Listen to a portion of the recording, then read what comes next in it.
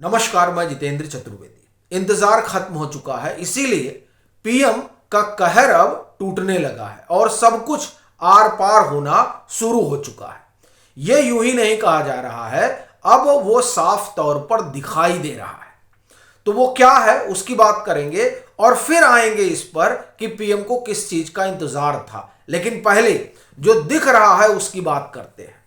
ये बांग्लादेश ने यूं ही घुटने नहीं टेके हैं। उसकी वजह है वो ये कि अब भारत ने साफ संकेत दे दिया है कि अगर ठीक से रहोगे, या मैं यूं कहूं कि कायदे में रहोगे तो फायदे में रहोगे।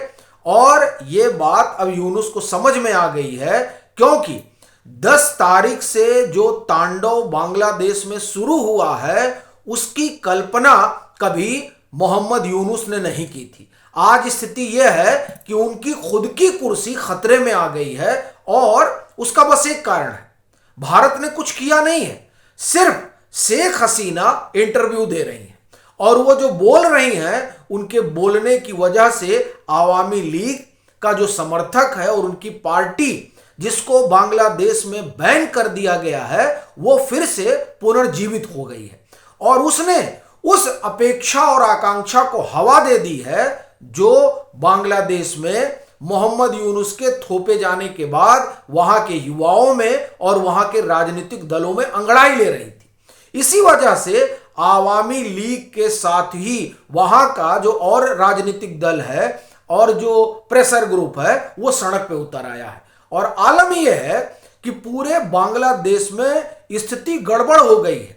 हर जगह जो है वो एक तरह से कहें कि सड़कों पर प्रदर्शन हो रहा है, हिंसा जैसी परिस्थितियां बन गई है, कई जगह तो धमाके वगैरह हुए हैं।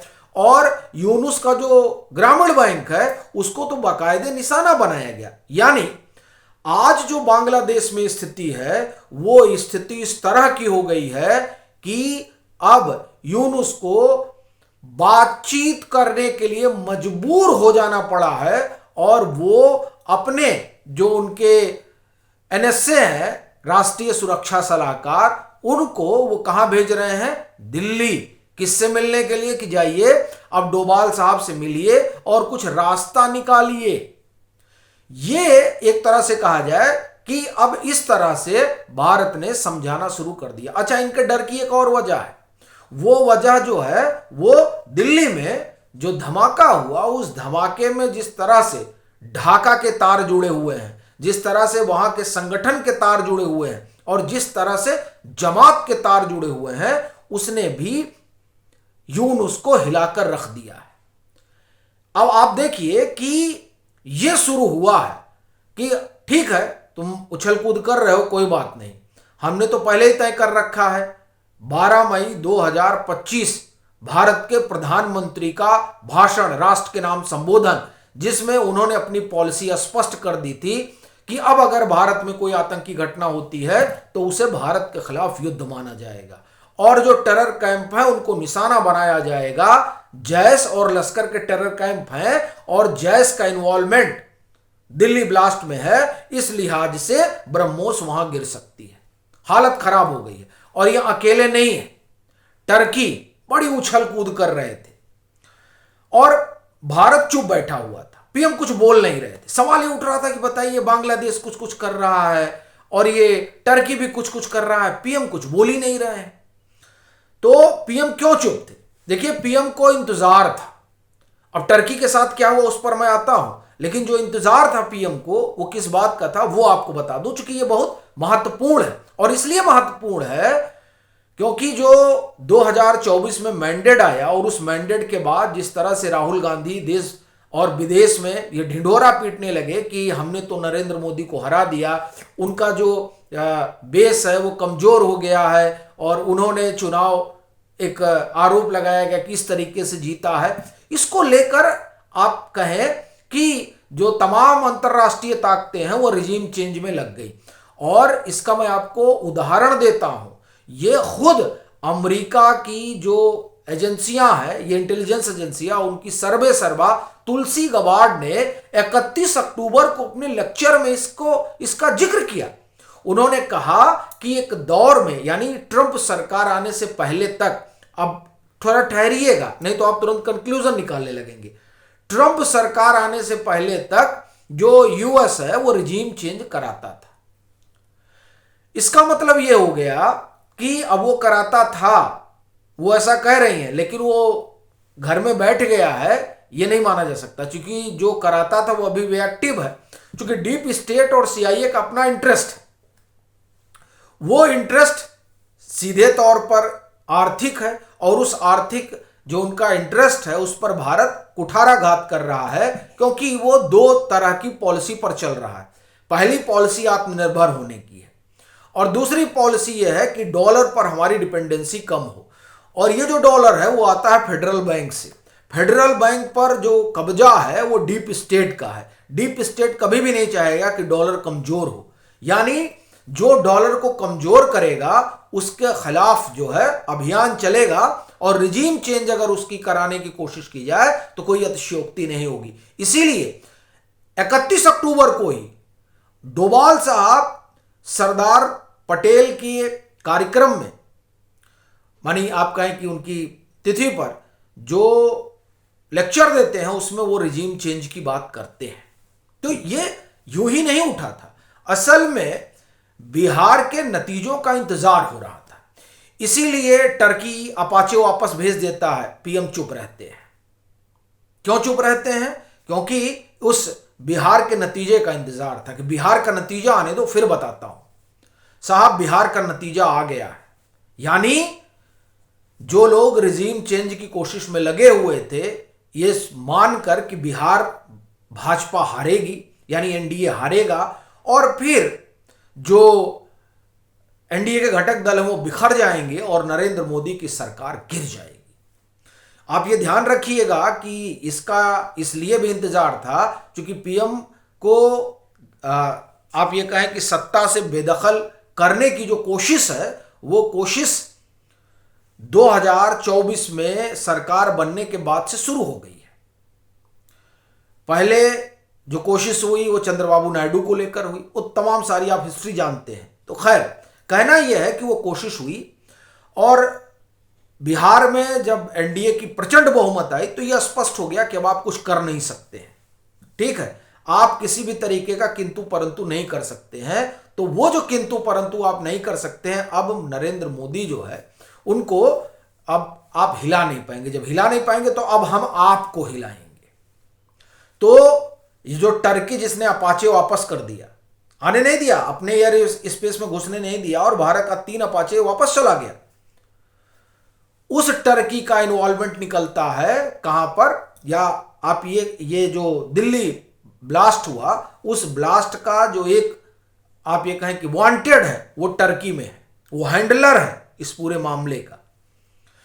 भारत कह सकता था टर्की से आराम से कि भैया आप उनको भेज दीजिए, लेकिन नहीं, भारत ने कहा कि तुमको सबक सिखाऊंगा।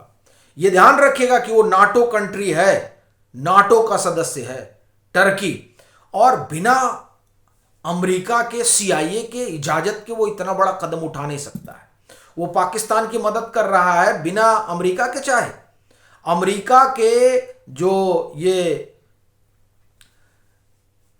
रूबियो है, मार्को रूबियो, इन्होंने क्या बयान दिया 14 तारीख को? इन्होंने कहा कि हम अपना स्ट्रेटेजिक पार्टनरशिप रीबिल्ड करेंगे पाकिस्तान के साथ। इसका क्या मतलब है? इसका सीधा सही मतलब है कि आप जो है भारत को चिढ़ा रहे हैं।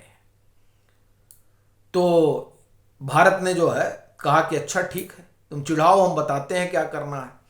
तो टर्की, अब देखिए टर्की क्या क्या, रेड कॉर्नर नोटिस जारी होगा। इंटरपोल से कहा गया कि रेड कॉर्नर नोटिस जारी करो, वहां पर भगोड़ा बैठा हुआ है, और दुनिया में ढिढोरा पीट दिया गया कि ये जो दिल्ली ब्लास्ट का आप मोस्ट वांटेड है वो हैंडलर कहां बैठा है? टर्की में, और वो 2022 से बैठा हुआ।